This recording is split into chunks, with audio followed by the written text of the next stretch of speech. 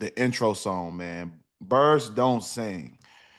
What were your thoughts, man, as this album started and you heard the first track on this featuring John Legend? What did you think? Listen, so we talked about this just based off the track list. We already knew it was going to sound. I think we had an idea of how it would sound. Now, actually listening to this record, bro, I was like, I'm gonna be honest, I almost got emotional, bro. Like the Hey, the way the vulnerability on this record from Push talking about how, the moment he saw his mom, like, and how she was like, yo, you're going to Turks for Thanksgiving and everything in mm, November, and how that moment he felt like she was telling him secretly, like, I'm going to mm, be gone soon, and how he now looks at November is a lot different, right? Like, so, and then Malice talking about his father, their father, and how instrumental he was in their lives, like from fishing trips to, talks about their spirituality or religions, things like that, bro. It was just a beautiful song from top to bottom. man. John Legend, bro, he's tailor made for songs like this, bro. Like, and so he Yes. just took it over the top. And I think this was to start the album like this. That just lets you know what type of headspace that both the brothers are in. You know what I mean? Yes. Where they could have usually a song like this is placed on the back of the Absolutely. album as an outro or back half at the very least. But to put this at the forefront, it was almost like this is where the Clipse are right now.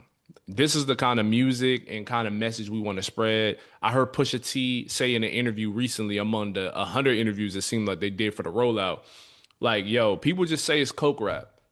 I don't need to defend myself anymore. We're so much more than that, and we've done so much more than that. And I think the intro to this was a prime example. I could not agree more. The amount of vulnerability in both of their stories that they told, it was just something I hadn't heard in hip hop in a long time, and I think Mhm. especially Pusha T's verse, man. I agree, man. That's the same thing that I noticed with him being vulnerable enough to say like, you was checking boxes, and I was checking my mentions. You know what I mean? To be able to say like, I was too wrapped up in social media and what was going on to notice the signs that you were sending me. It was I had to, man. I was late to a meeting. I played this song in my car. I couldn't get out my car until it finished. I was like, I have to. I sat through it and just had to sit with it for a minute. Like, man, this is definitely an emotional song. It probably one of the. I haven't gotten emotional. I feel like about a hip hop song in a couple years, like a Mhm. newer song. Yeah. This was one of those moments, man. It was just a really deep story, man. And I think both of their verses really were just profound, man. I thought it was just a beautiful song.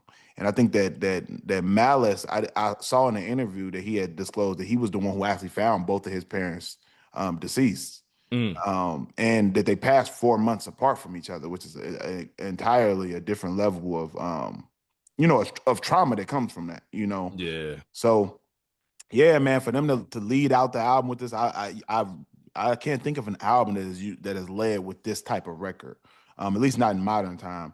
So I think that it was different, man. It was a risk to start off an album with a song like this, and I think it worked.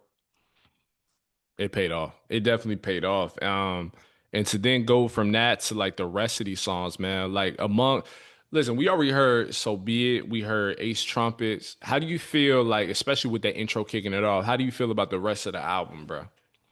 Bro, I'm gonna be honest, man. This album exceeded my expectations. I mean, I Mm. like 90% of the records on here. I love.